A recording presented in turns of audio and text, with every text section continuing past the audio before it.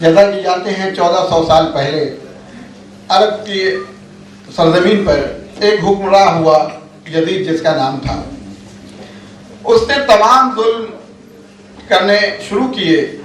زیادہ تر جتنے بھی شاسک رولر ہوئے ہیں انہوں نے ظلم کیے ہیں، لیکن اس نے جو ظلم کیے اس کو اسلام کا نام دینے کی کوشش کیا.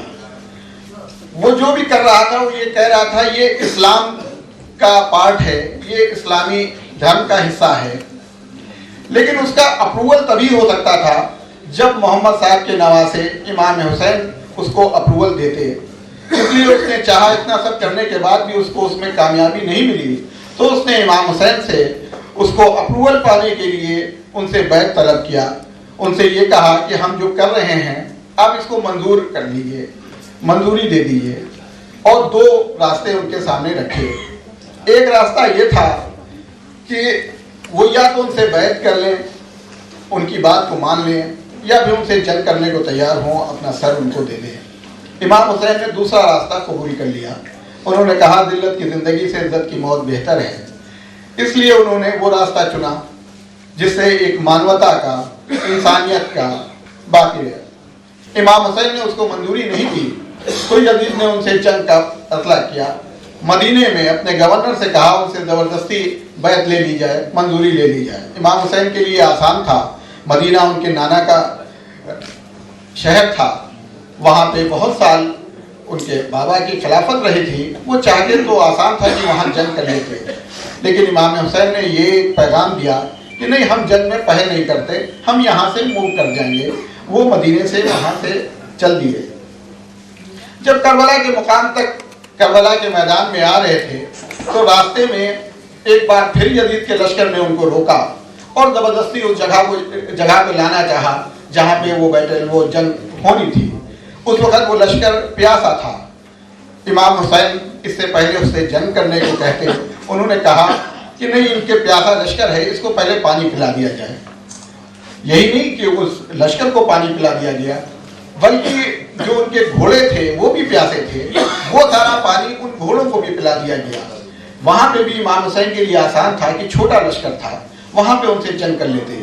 لیکن امام حسین نے یہ کہہ کے جنگ کو ٹال دیا کہ ہم جنگ میں پہل نہیں کرتے. کربلا میں آ گیا لشکر. دریا کے کنارے آپ جانتے ہیں ریگستان میں پانی کی بہت اہمیت ہوتی ہے. دریا کے کنارے خیمے لگائے گئے. لیکن تیسرے دن یزیدی فوج پھر آئی. اس نے کہا یہاں سے خیمے ہٹا لیے جائیں.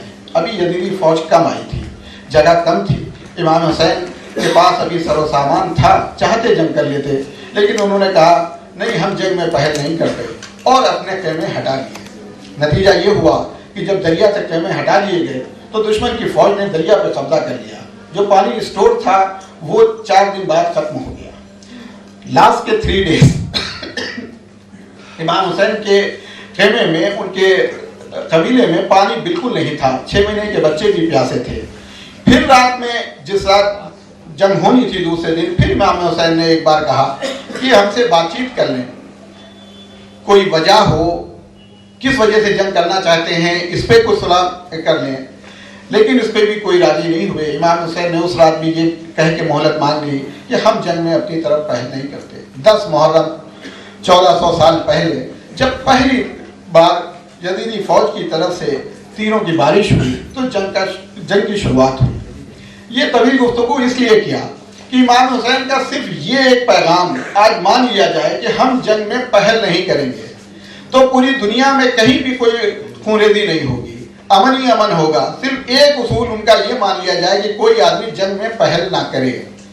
ظاہر ہے آپ جانتے ہیں جو جنگ لڑی گئی، جنہوں نے وہ ہسٹری پڑھی ہوگی، ایک طرف ہزاروں کی فوج تھی، ایک طرف 6 مہینے کا بچہ تھا، 10 سال کے بچے تھے، 9 سال کے بچے تھے.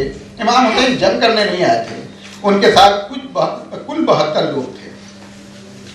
لیکن امام حسین نے وہ جنگ کیا، اور اس جنگ کے بعد آج کے اثرات 1400 سال بعد بھی لوگ ان کو یاد رکھتے ہیں. یہی ان کی جیت تھی.